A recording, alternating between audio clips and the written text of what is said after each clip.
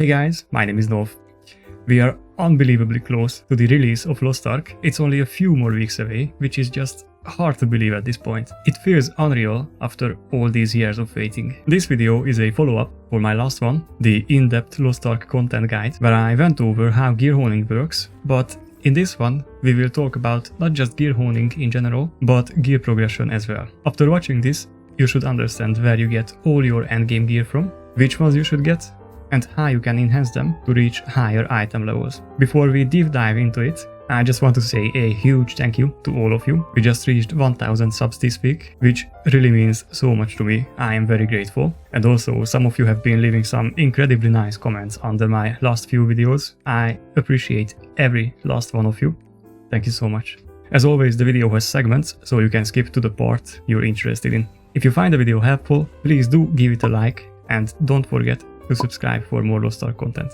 We will go over all the honing or enhancing mechanics, as well as all the tier 1 sets you can go for. I won't talk about tier 3 elements in this video to keep things simple, because things get messy, to say the least, when you reach tier 3. But up until that point, everything's really simple. I will be using some terms like Chaos Dungeons and Abyssal Dungeons, and if you don't know what these are, I would recommend you first watch my in-depth Lost Ark content guide, or at least the parts where I cover them. Otherwise, this could get confusing. There is one very important thing I want you to understand before I talk about any of this. It is that the Lost Ark that we are getting has already seen many changes and will include a lot of features that weren't around when Tier 1 and Tier 2 content was originally released. Not only that, but the director of Lost Ark himself said that he wants us Western players to be able to experience Tier 3 Legion raids, the arguably best content that Lost Ark has to offer, as soon as possible. This could mean that they might mess around with some numbers, so I'm not going to be able to tell you exactly how many mats you need to upgrade from A item level to B item level, but I will make sure that you know what choices to make and what goals you have on your gear enhancing journey. Also, there is one frequently asked question I see a lot on Discord, Reddit and Twitch chat, and it's about whether your gear degrades or not. Gear in Lost Ark does not degrade, but it can break if you use it for long or if you die a lot. If it's damaged or broken, you can repair it for a low amount of silver, and that's it. There is no way to downgrade or to lose your gear. Once you have it, you can only enhance it or recycle the honing progress on it onto a different piece of gear. Or of course you can also salvage it. Alright, let's start from the very beginning. Starting from level 50, you have access to Chaos Dungeons, which is the place you get your very first gear set from. The first Chaos Dungeon is accessible after item level 250, which you get for free before you have access to the dungeon. It might take 2, or if you get really unlucky, more than 2 runs, and you can only run 2 Chaos Dungeons a day to loot actual gear pieces. If you want to, you can go and do the Shoeshire questline, which takes about 3 to 4 hours of playtime, and at the end of it, you will be awarded with a free complete set of 302 Chaos gear. To be fair, this is pretty min-maxy, and you'll be just fine by doing the lower level Chaos Dungeon first. In fact, this is exactly what I'm going to be doing.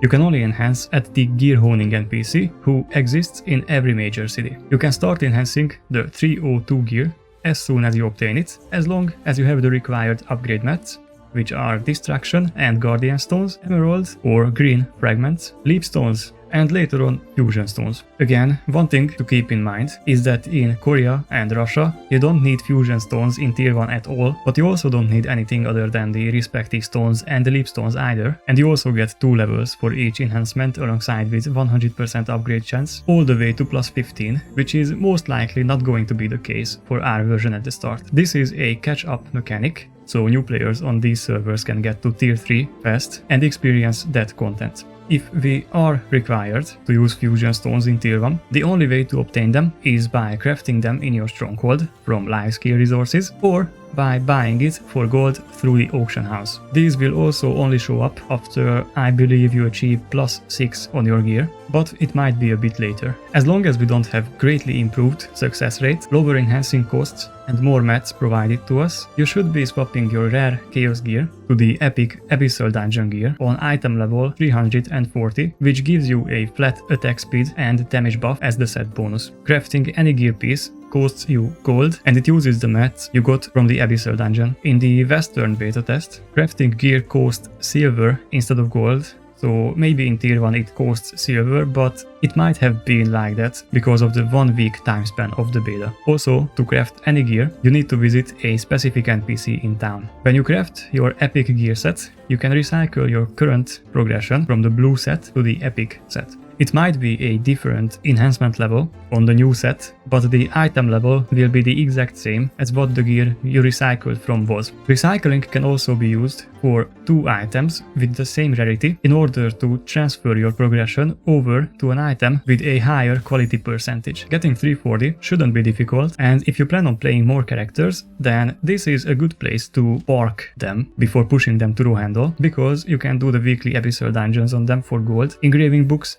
and all the other loot. From here, you want to upgrade that purple gear to item level 460, which I believe should be plus 15 on your entire gear set to unlock Rohandel content, which will give you access to your next gear upgrade, the legendary set from the Rohandel Abyssal dungeon. Plus 15 is a good magic number to remember, because you should never be upgrading beyond that point, except in tier 3. The max upgrade level in tier 1 should be plus 20, if I'm not wrong, but later on this will be pushed up to plus 25. All the content in tier 1 and tier 2 that's available to you will absolutely be doable on at max plus 15 enhancement on all of your gear. Going above will surely make doing the content easier, but it's pretty much a waste of gold in the long run, and a big waste at that. If you want to, go for it, but you are really not required to do so. Whenever you reach plus 15 on your gear, you either have a gear upgrade ahead of you, or you have reached the soft cap. At 460, you can begin to run the Rohandel Abyssal dungeon, and that will allow you to upgrade your epic set to a legendary one.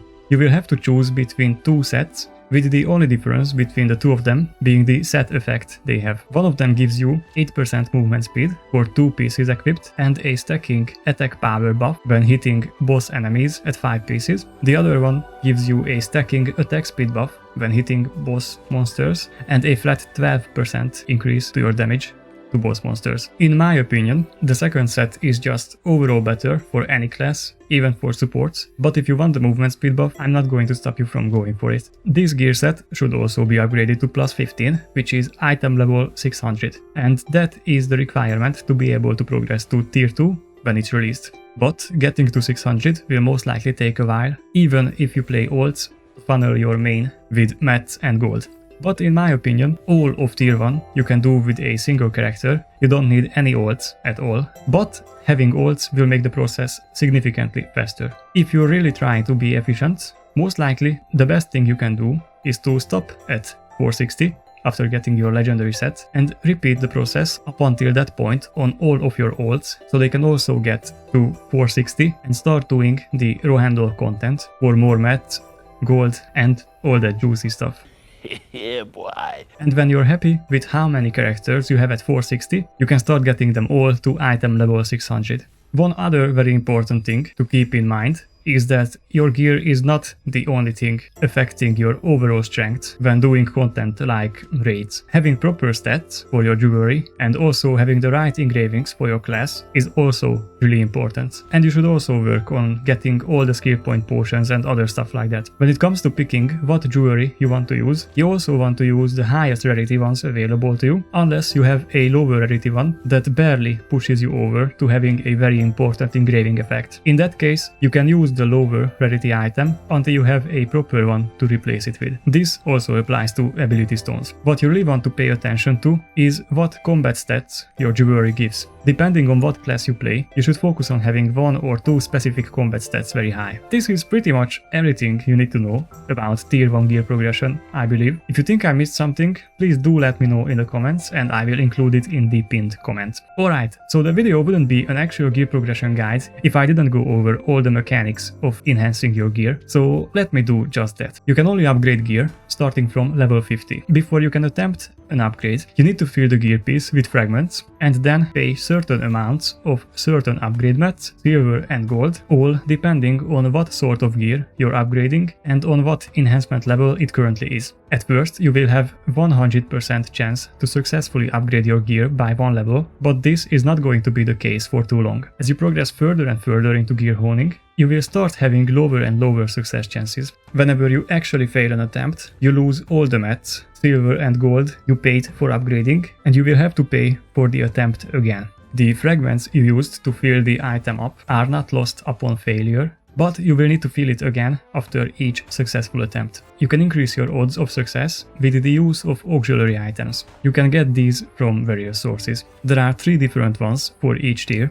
but the lower level ones for tier 1 and tier 2 were removed from the game on the eastern servers, leaving only the biggest one available, so the 2 lower level items might not exist in our version from the start. You can only use a few of these auxiliary items for each attempt, and I would advise only using them on weapon enhancing, because weapon enhancing attempts cost much more than armor. There are also some books you can get from Abyssal Dungeons that increase your success chance on enhancing, but these might only be introduced later on when we have tier 2 or tier 3 content released. When your enhancing success chance is lower than 100%, every attempt will increase your odds a little until you either finally succeed or you hit the pity. The pity system is mostly known in gacha games. There's a pity meter under your enhancing chance bar, and it slowly fills up with each failed attempt. When it eventually hits 100%, your next attempt will be guaranteed to succeed. And with that, I'm pretty sure I've told you everything I can for tier 1 gear progression. I feel like I might have missed something, but it's probably only because of the last project I did for the channel, which literally took all I had in me to make, and I'm glad it's already helping a lot of you out. That alone already made it worth all my time and effort I put into it, and I hope it can keep helping all the new players coming in. I think that Lost Ark is a game that's really worth investing your time into if you like playing MMOs that let you do all kinds of stuff. Other than raiding and PvE, there is just so much to love about this game, and I can't wait to finally be able to play it on our own servers. If you found the video helpful, please give it a like, and also don't forget to subscribe for more Lost Ark content. I have a lot of ideas for videos after the launch, and I think you will all really like them. Next week I will be covering life skills in Lost Ark, and that video will most likely be a bit longer than this one, but I will try to make it as simple as I can. Thank you guys very much for watching, and I will see you all next time.